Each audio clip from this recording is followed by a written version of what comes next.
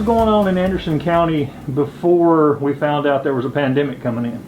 Let's see, unemployment was around 2%, and we were looking to do some major projects, primarily the jail, and then having meetings and discussions, and then, as you know, in March the bottom fell out. What were some of the big projects coming up the first quarter there before they?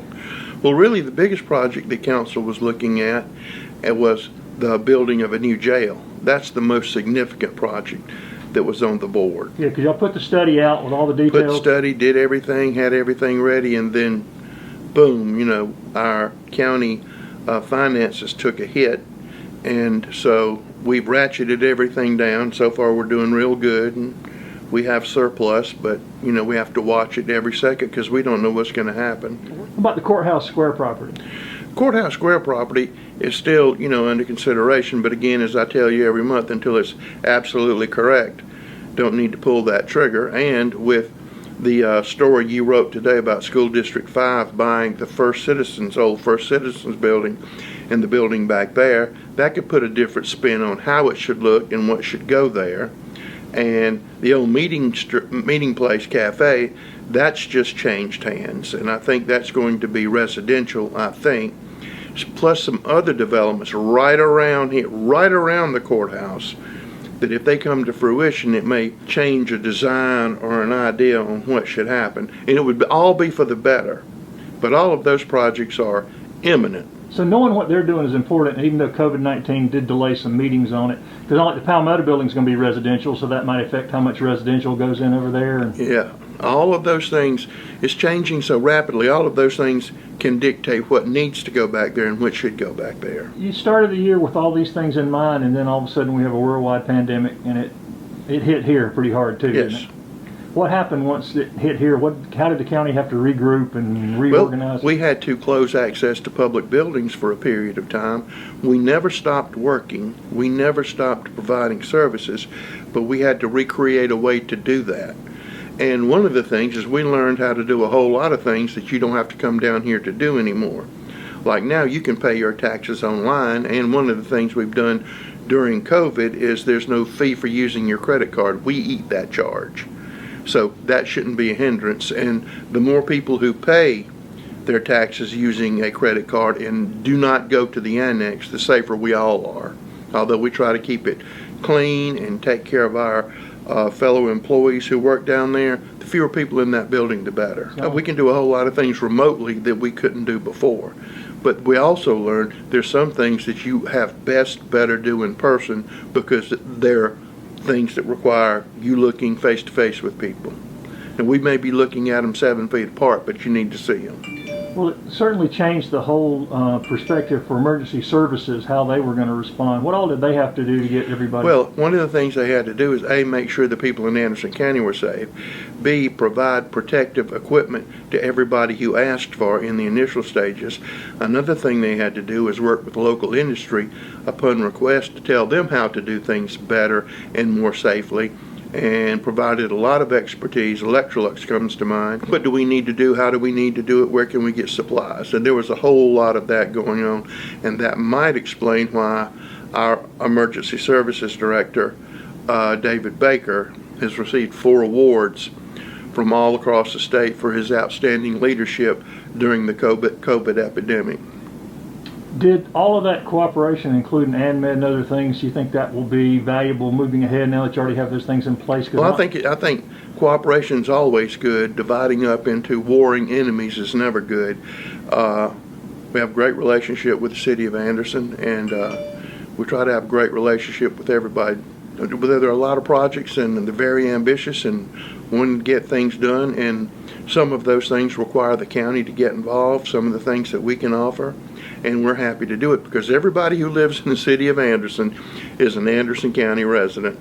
So for us to say That's a separate entity from the county. We're all one and the same. We just provide services in a different way. They don't run the courthouse. Anderson County runs the courthouse. But the courthouse is in the city of Anderson. So the more cooperation, the more we do together, the more we keep each other informed, the more seamless it is, and the more we can get done. Talk about some of the highlights of this year's economic development. Well, there have been a lot of highlights, economic development highlights. Last week when we announced the expansion at TTI, 600 jobs, $130 million investment, and those are jobs that you can apply for now, so we're very happy about that. We have another economic development announcement tomorrow, which we'll release at 11 o'clock. It's automotive related. Not that great number of jobs, but they're buying additional property in Anderson County to expand and create new jobs. After the 15th of this month, we think we will have another economic development announcement, substantial number of jobs. And then we're hoping to put one more in right before Christmas and have another economic development announcement. So as I said, through expansions and brand new stuff, we're going to have a good November and December, and it's coming to fruition. So we're happy about that. And November, we're talking about the fourth quarter, but actually even the other quarters remain strong. Do you remember some of the biggest announcements? I know it's been a while, but I know expansion at Electrolux was a huge deal, yeah, and it's continuing to be a huge deal. Just a whole lot of our companies are expanding, and a lot of new people moving in, and our business incubator process out at the old Ryobi building. We have 3 people out there developing businesses. We're going to let one local business use the Civic Center. Company's been here a long time. They've got a defense contract with the Air Force, and they have to lay out a huge piece of material and put it together. They didn't have any place to do it, so we were able to allow them to use the Civic Center, the whole auditorium, to put this mammoth fuel cell protector together over there, and that's creating jobs for Anderson County. And then we have another local business who has received a big contract, but they can't build a building fast enough to complete that contract, so we're going to make space available in the old TTI building to allow them to go out there and start manufacturing until they can get their building up. And we're also working on other initiatives. We've had several meetings, had one last week. We're trying to find a way that if you don't have a way to get to work, that we can get you to work. And there are a lot of different ideas, whether we contract with somebody who has vans, or we work, which my favorite, and which I know works better, is point to point, where Uber or Lyft or some contracted service goes to that person's house and carries them to work and back. Because no matter how much we expand the bus service, our buses run during the day. But if you're swinging shifts, which I've done, you can't rely on a bus line, because if you're doing a second or third, that bus isn't going to take care of you. So we need to look at different models. We're going to love our buses and keep those going, but we've got to look at different ways to get this to help people who maybe have been chronically unemployed or have some issues. If we can get them back and forth to work so they can save up and buy their own car, we've done a great day's work. And another thing that the County Council is very, very proud of, starting January, we will have a van for our veterans. Now we have a van system, but it's only primarily if you can get up there to the veterans office, they can take you to Columbia or Augusta. But the problem, the breakdown was, if I'm at my house, how am I going to get there? And wonder if I miss the bus. So we're going to have a van, and its sole job is to help veterans get from point to point, doctor's appointments, hospital visits, and all of those things. So that's another step in our transportation efforts, targeting a specific population. I'm going to get back to transportation in a minute, but you did mention Civic Center. I guess it took a hit with events this year. What are y'all doing to try to get ready for next year and recoup? And well, we still don't know when we'll be able to have events. First time we've had to call off Celebrate Anderson. It's the first time we've had to call that off. And the Christmas tree lighting, we had to call that off because you don't want to host a super spreader event. It's not wise to do it. So we had to cancel those 2 things. But both of those events will be back next year, because I'm hoping everything will be 90% normal next year. Has the Civic Center taken a pretty big hit, though, because of It's taken a hit, but we've done a lot of things to economize. And we still have county meetings out there, and we still have sheriff's department training, and we have private companies doing training, but we've learned how to do new things. We've always had a company that does consignment sales, and they've always gone inside. We couldn't do that. So we used the balloon launch field, and I don't know whether they'll ever go back inside again because it did so well outside.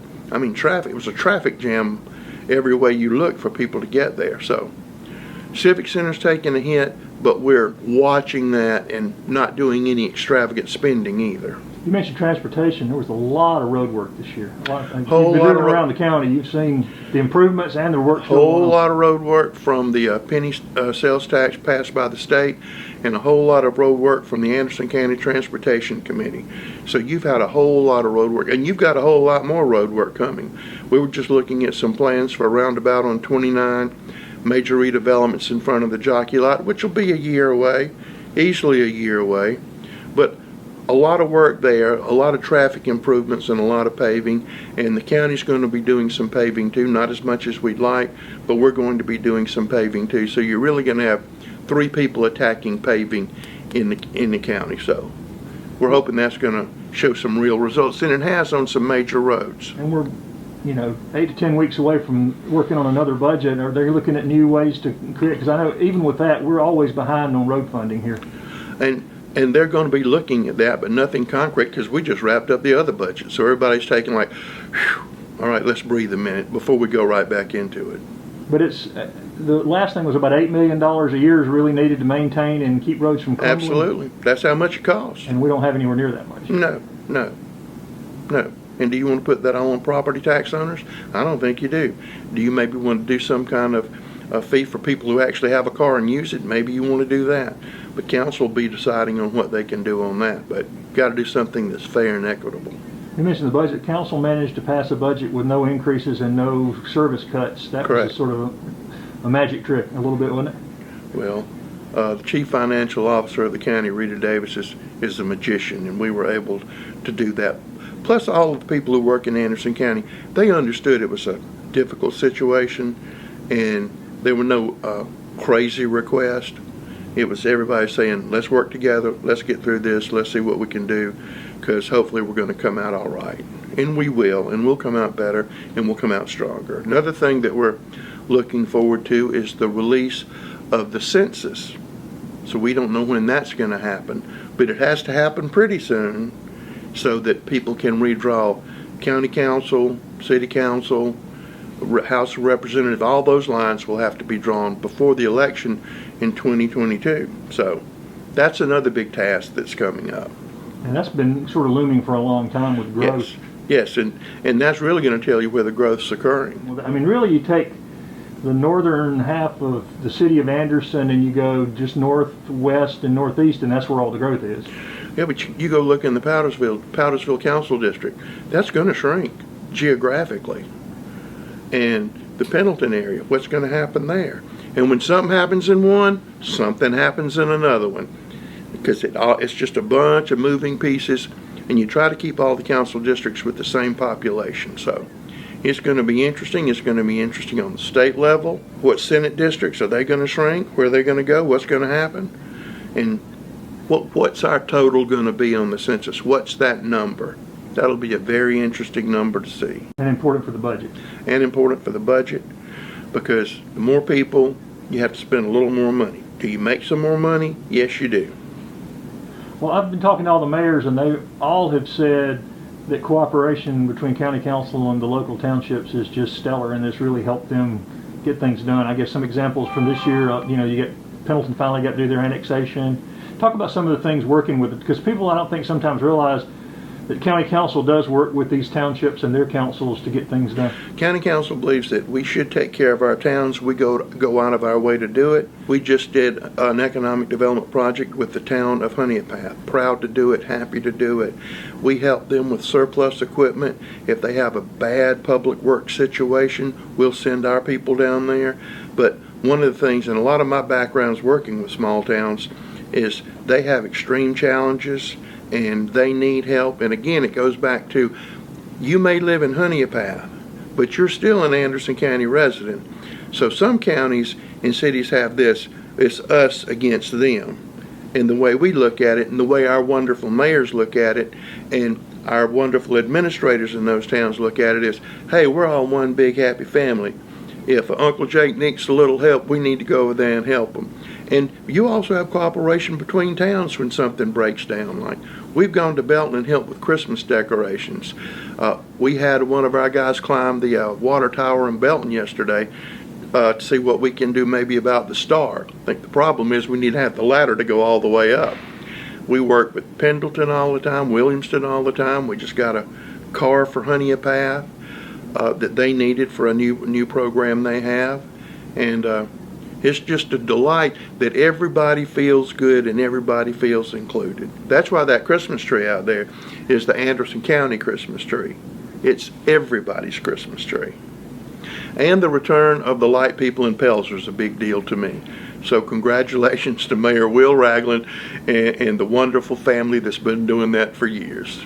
That's a symbol of hope. One of the other things this year, there's been a lot of challenges, is we've had some weather and it's caused some problems for the wastewater, and those people have had to go out and work across the county to try to... Derek Singleton and his crew do a remarkable job. We are blessed to have them.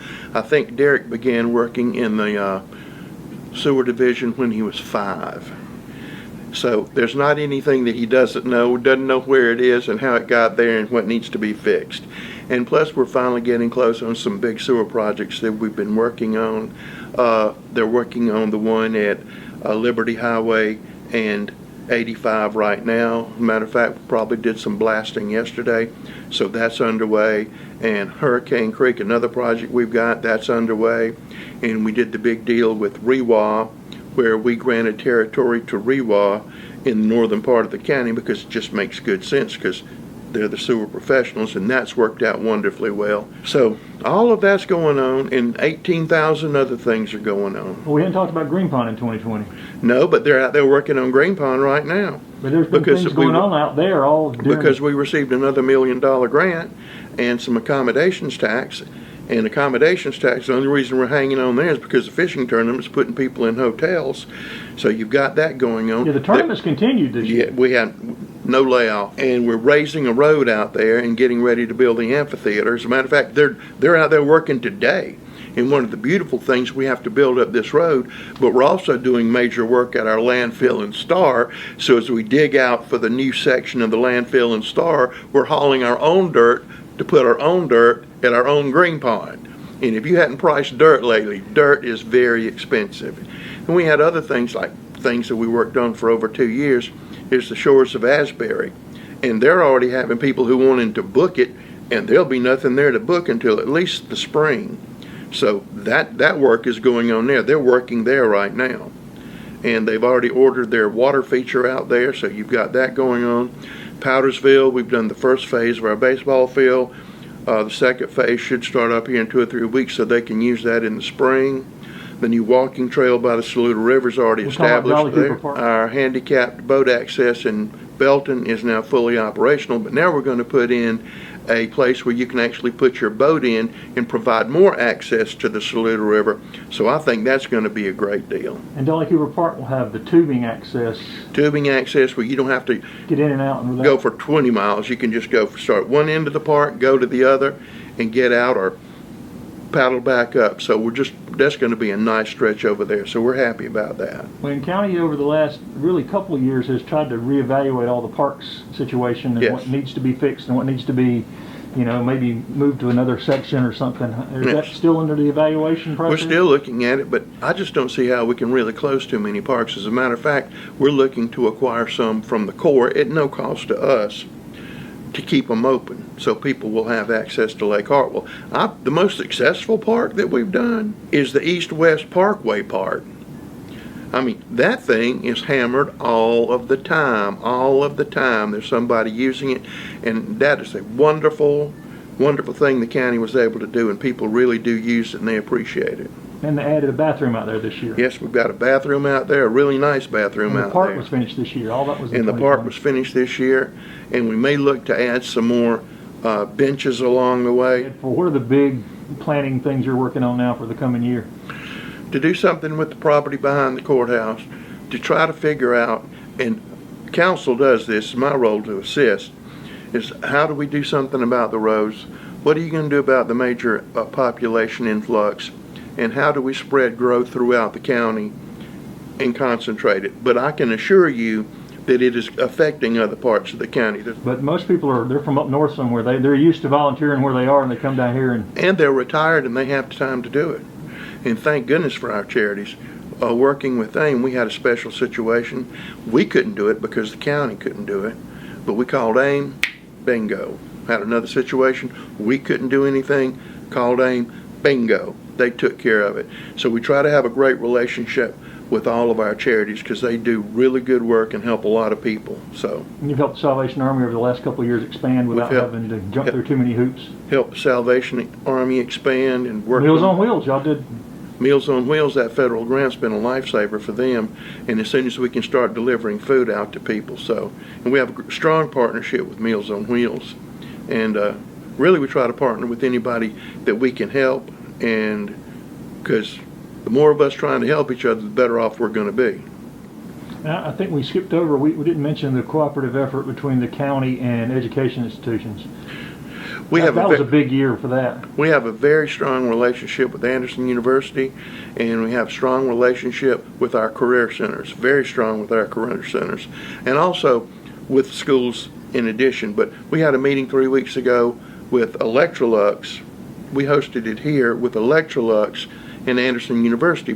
And the reason we did that, Electrolux has their cold storage technology center here. Heavy engineer. Anderson University starting an applied engineering program. So we facilitated putting those people together, providing introductions, and then we sat back for 2.5 hours where they talked about how they could help each other. It was beautiful. It was beautiful. And who knew a refrigerator could affect the way your food tastes? Not like you think I left the refrigerator door open and it rotted, but just all kinds of incredible things. There are people making all kinds of incredible things all around Anderson County. You wouldn't believe it. And Tri-County Tech's feed into a lot of that. And Tri-County Tech is our partner every day, all day, on training. They've got the asphalt lab is now out at the old TTI building, up in operation. They're putting some classrooms out there for that. They're putting training classes out there for that. We're going to be moving workplace people from northern part of Anderson County to the center of Anderson, so they can help you get jobs better. So it's all of a piece, and it all works together. And every one of these people in all these places are thinking of good things to do. And let's see how we can do it together, because I may not be able to do this, but you can do that, so let's do this. And a lot of the jobs that are just in the process at Arthrex and the TTI's announcement haven't come to fruition, but they will be in 2021. Well, you can go to TTI today and get a job. You can go there today and get a job.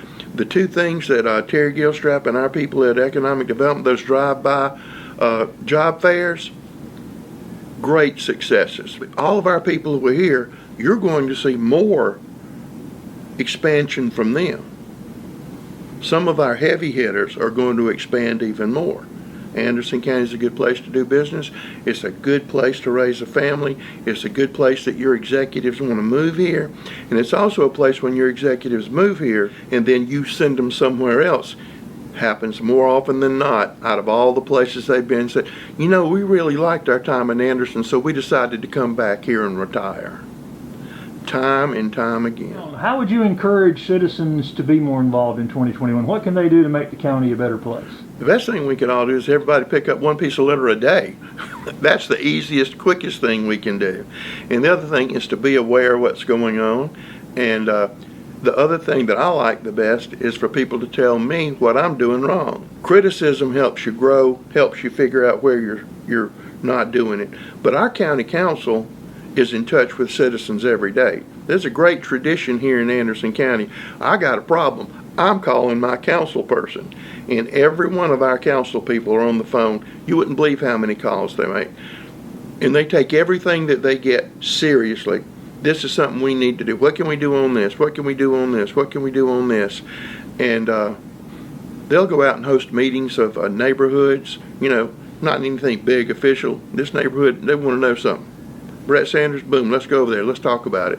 What can we do? So just, you got an engaged group of public service. Our delegation's the same way. And that's another thing. Our relationship with our delegation is not like it is everywhere else. We all work together, we share information. If we need help on an industry, we know who to call. And it's not the first time they've ever heard about the industry, because we're keeping them involved as we go along. So it's not we're in this silo and if we need you, we will come get you to help us. It's just we're all here trying to do this. And remind people where they can find out how to contact you and council members and legislative delegation. They can go to our website and you can contact us. We're fixing to get away from YourGov app into a whole new application that's going to be more user-friendly. More information on that is coming. And you'll really be able to get more in touch with us then just by using your cell phone or a computer. And anybody's always welcome to come to county council meetings. We're hoping to get back on regular schedule when COVID goes. And you can always call us, and I try to return every phone call I get. If I miss one or two, it's my fault. It's not somebody else's fault.